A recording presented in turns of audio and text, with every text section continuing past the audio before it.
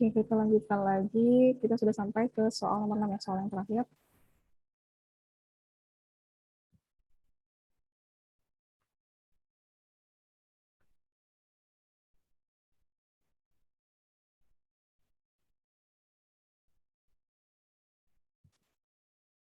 Nah, selanjutnya tadi kan kalau kita sudah punya tuh kecepatan di titik B. Nah, selanjutnya kita akan mencari kecepatan di titik C-nya di sini. Oke, kalau kita lihat ya, kecepatan maksimum balok itu tercapai pada ketinggian 0. Gitu. Pada ketinggian 0, nah di mana besarnya energi kinetik itu sama dengan energi potensial awal. Oke, ya, berarti di sini kalau kita tulis persamaannya, energi kinetik itu sama dengan energi potensial awal. Oke, kita uraikan lagi di sini. Energi kinetik itu kan setengah dikali massa dikali kecepatannya. Di sini kecepatan maksimumnya ya.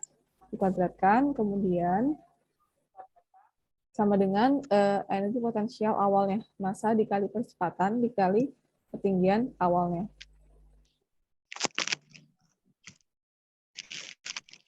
Oke, dari sini karena di kedua ruas sama-sama punya massa, jadi bisa kita coret ya, bisa kita hilangkan.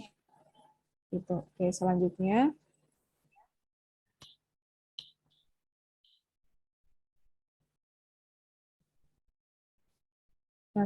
di sini Vmax-nya kuadrat itu sama dengan 2 dikali G dikali HA ya.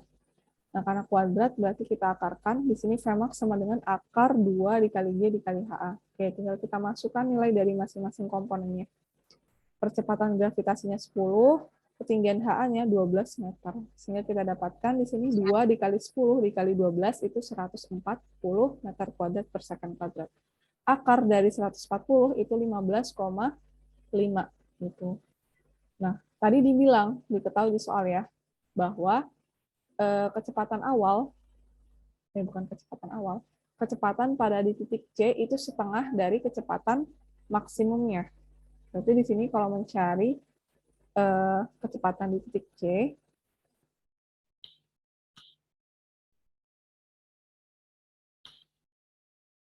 itu sama dengan setengah Vmax-nya. Kan Vmax-nya udah kita punya tuh nilainya 15,5 meter per detik.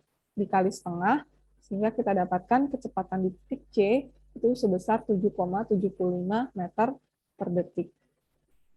Oke, kita sudah punya ya kecepatan di titik B, kemudian kecepatan di titik C. Sekarang kita akan mencari nih usaha yang dikerjakan oleh gaya gesek gaya geseknya. Jadi apa namanya? Tujuan dari soal nomor 6A. Usaha yang dikerjakan oleh gaya gesek itu adalah perubahan energi kinetiknya gitu. Jadi di sini ya usaha oleh gaya gesek sama dengan perubahan energi kinetiknya. Karena ini perubahan atau delta berarti selisih ya. Selisih energi kinetik akhir dikurang energi kinetik awal. Energi kinetik di titik C dikurang energi kinetik di titik B gitu. Nah, energi kinetik itu kan setengah dikali massa dikali kecepatannya. Berarti di sini kecepatan C selisihnya atau dikurang dengan kecepatan di titik B. Ini boleh saya tulis ya kayak gini, setengah dikali M dalam kurung VC kuadrat dikurang VB kuadrat. Jangan lupa nih kuadratnya. Oke, sampai di sini tinggal kita masukkan aja nilai dari masing-masing komponennya. Masanya 2 kg, kecepatan di titik C itu 7,75, ini dikuadratkan, kemudian kecepatan di titik B itu 10, kita kuadratkan juga. Nah, di sini kita dapatkan ya nilainya. Ini kita kuadratkan, berapa hasilnya. Ini juga, oh enggak. Jadi kan setengah dikali 2 itu kan habis ya, habis. Nah, 7,75 kuadrat itu 60,0625. 10 kuadrat itu 100. Sehingga kita dapatkan usaha oleh gaya gesek itu sebesar 39,94 Joule gitu ya.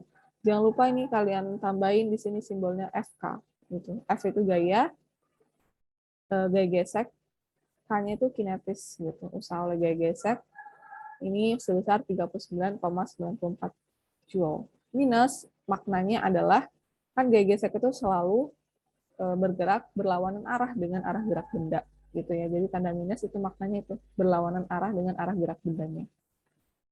Oke, ini untuk yang 6A. Kita lanjut ke bagian 6B ya. Kita lanjut dulu ke 6B. 6B kita lihat apa sih yang ditanya. Koefisien gesek kinetik bidang BC jika balok meluncur di titik A dengan kecepatan 5 meter per detik dan balok berhenti di titik C dengan jarak BC itu 10 meter. Jadi yang ditanya nomor 6B ini adalah koefisien gesek kinetiknya yang ada di bidang BC. Karena tadi ya, bidang BC itu dia kasar. Berarti ada gesek di situ. Nah, di sini kita menggunakan hukum kekekalan energi mekanik untuk menghitung kecepatan di titik B. Ya, jadi beda lagi nih. Kalau yang A tadi kan kecepatan awalnya eh,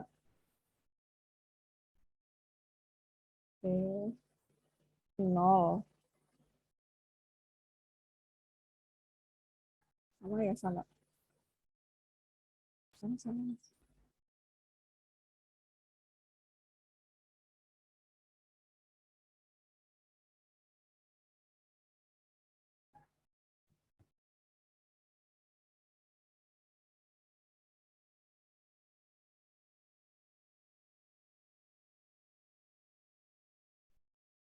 Oke. Sama ya, sama di bagian yang A tadi. Untuk mencari kecepatan di titik B, kita menggunakan hukum kekekalan energi mekanik. Nah, kita dapatkan VB-nya itu 10 meter per detik. Jadi saya sudah jelaskan tadi ya di bagian yang A tadi. Nah, yang bagian A sama kita mencari kecepatan di titik B-nya. Ya. Nah, ini ya. Jadi nggak perlu saya jelaskan lagi nih. Mencari kecepatan di titik B. Karena tadi sudah saya jelaskan di bagian yang A tadi, VB-nya 10 meter per detik. Nah, ini juga ya. Ini juga sama. Kecepatan di titik B 10 meter per detik. Karena sama kecepatan di titik A-nya itu 0. Kemudian H-nya kan sama juga 12 meter. Gravitasinya 10 meter per second kuadrat. Kemudian di sini ketinggian B-nya 7 meter. Jadi sama ya. Nggak perlu saya jelaskan lagi. Kalau gitu, lanjut ke tahap selanjutnya. Nah, tahap selanjutnya di sini kita lihat. Kita akan mencari koefisien gesek kinetisnya. Tujuan dari soal nomor B. Dengan menggunakan teorema usaha energi. Jadi kan kalau teorema usaha energi, usaha itu sama dengan perubahan energi kinetiknya atau perubahan energi potensialnya. Gitu. Karena benda ini bergerak, berarti kita menggunakan yang energi kinetik ya. Jadi usaha oleh gaya gesek itu sama dengan perubahan energi kinetiknya. Karena di sini delta atau perubahan berarti selisih ya. Selisih dari titik akhir dikurang titik awal. Atau energi kinetik di titik C dikurang energi kinetik di titik B. Gitu. Jadi titik C-nya itu akhir, titik B-nya itu yang awal. Nah, kita uraikan lagi usaha oleh gaya gesek itu kan kita tahu ya usaha itu kan gaya dikali perpindahannya dikali cos theta. Nah, karena ini oleh gaya gesek dia punya koefisien gesek kinetis, berarti kita masukkan di sini. Kita ikutkan koefisien gesek kinetisnya atau mu k. Nah, jadi di sini usaha oleh gaya gesek itu mu k dikali gaya dikali perpindahannya dikali cos theta. Nah, gayanya itu nggak diketahui dari soal nomor 6. Berapa nilainya? Jadi kita perlu uraikan gayanya ini. Gaya itu kan massa dikali percepatan gravitasi. Ya, energi kinetik kita uraikan ya, setengah dikali massa dikali kecepatannya. Kecepatan di titik C dan kecepatan di titik B. Oke, lanjut lagi. Sampai di sini tinggal kita masukkan aja nilai dari masing-masing komponennya. Pada saat di titik C, itu kan titik akhir ya. Kalau di titik akhir, benda itu udah berhenti. Berarti dia nggak punya kecepatan. Sehingga di sini VC-nya 0. 0 dikali berapapun hasilnya 0. Kemudian tinggallah kita turun lagi ke line yang ke bawah. Nah, di sini kan di kedua ruas, kanan dan kiri sama-sama punya massa. Jadi bisa kita coret. Hilang ya massanya.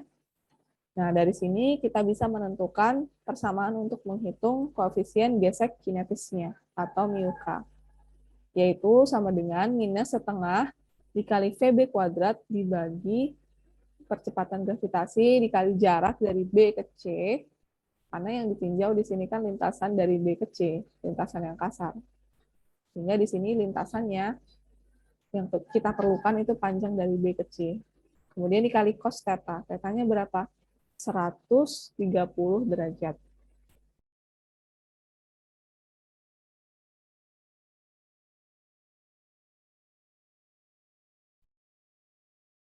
Ya. Atau 180 deh, ini kalau nggak salah 180. Kan kalau kita lihat dari gambar ya, B ke C itu kan apa nih, tegak ya, bukan tegak, lurus. Maksudnya horizontal gitu loh, horizontal 180. Ini jadi sudutnya 180 ya, 180. Nah, lanjut lagi. Nah, sampai di sini kita masukkan nilai dari masing-masing komponennya. VB-nya berapa? VB-nya 10 meter per second yang udah kita cari sebelumnya. Dikuadratkan, dibagi percepatan gravitasinya 10, jarak dari B ke C, ya, diketahui dari soal itu 10 meter nilainya. Kemudian cos 180 itu kan 1 nilainya. Oke, kemudian lanjut. Di sini 10 kuadrat itu 100, dikali setengah hasilnya 50. Kemudian dibagi 10 dikali 10 itu 100. Sehingga kita dapatkan 50 dibagi 100 itu 0,5 nilainya. Berarti di sini kita dapatkan ya, koefisien gesek kinetisnya dari titik B ke titik C itu sebesar 0,5.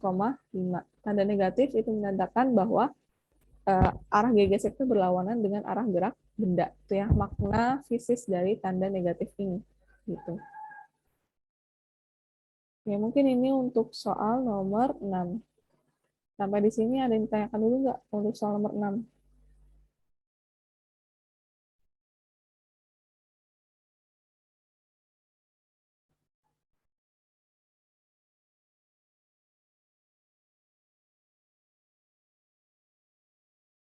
Oke. Ada yang ditanyakan dari soal nomor 1 atau sampai soal nomor 6?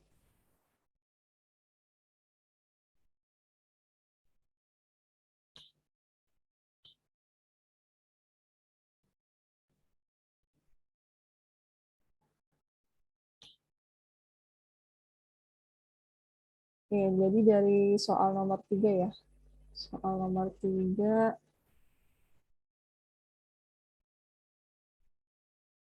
jadi dari soal nomor 3 sampai soal nomor 6 itu kita menggunakan hukum kekalan energi mekanik untuk penyelesaiannya. Gimana bisa? Sangat. Masih ada orang nggak di sana? Bisa, Kak. Masih, Kak. Oke, saya ingatkan lagi ya. Jadi karena ini kelas besar, bukan kelas besar, maksudnya kelas tutorial itu termasuk dalam rangkaian kelas besar, jadi sifatnya wajib untuk kalian hadir di kelas tutorial gitu ya. Jadi untuk melihat kehadiran kalian, selain saya melihat di Zoom meeting, juga mengisi presensi gitu sebagai apa ya, bukti kalau kalian hadir gitu. Itu dengan mengisi presensi kehadiran. Jadi silahkan bagi yang hadir kelas tutorial hari ini, setelah kelas selesai, mengisi ya presensi kehadirannya. Disiapkan catatan tutorialnya sebagai tiket untuk kalian mengisi presensi kehadiran. Biar saya cek juga gitu catatannya. Apa kalian ngikutin dari awal sampai akhir gitu ya. Untuk kelas tutorialnya gitu. Karena apa ya? Karena kita online gitu. Jadi di sini kan saya juga memantau gitu. Kalian masih ngikutin atau masih di sana apa enggak? Gitu sih tujuannya, salah satu tujuannya. Gitu. Oke, mungkin kalau belum ada, kita dokumentasi dulu ya. Seperti biasa, kita dokumentasi sebentar untuk berita acara pelaksanaan kelas tutorial. Oke. Oh ya, minggu depan itu kan kalian udah UTS ya. Udah UTS, jadi dipersiapin belajarnya, review lagi materinya yang udah disampaikan di kelas, review lagi soal-soal tutorial yang udah kita bahas dari pertemuan awal sampai sekarang. Nah, coba kalian dicek, tanyain sama dosennya, materi UTS itu sampai mana? Dari materi mana sampai materi berapa gitu. Karena nanti minggu depan kita masih tetap ada kelas tutorial ya. Gitu. Jadi apakah materi minggu depan itu masih masuk atau enggak? Gitu. Nanti dikonfirmasi materinya sampai mana. Oke, gitu ya. Untuk kisi-kisinya silahkan dipelajari, kan udah di-share di Google Classroom ya, kisi-kisi UTS. Oke, coba yang lain nih, dinyalain dulu kameranya. Kita mau dokumentasi sebentar. Kemudian ya besok itu ada kuis ya. Kuis, jangan sampai terlewat kalian mengikuti kuis. Disiapkan jaringannya, gitu kalau misalnya online.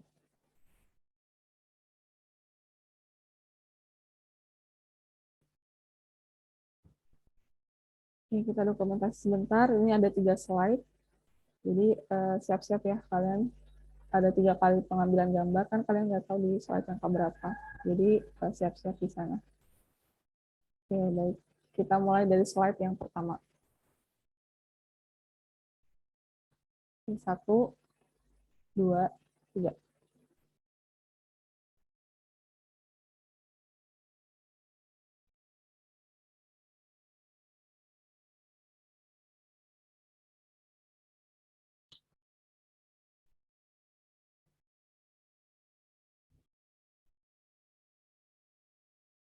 Oke, selanjutnya slide yang kedua. 1, 2, 3.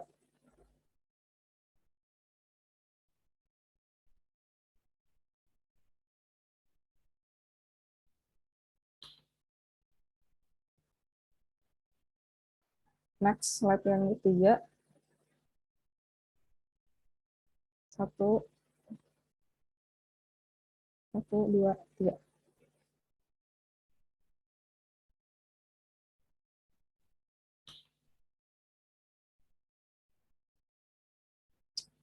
Oke, baik.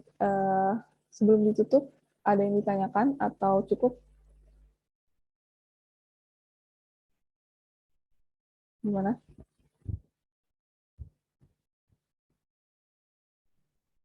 Ada yang disampaikan lagi atau cukup? Kalau dari saya cukup, Kak. Ya.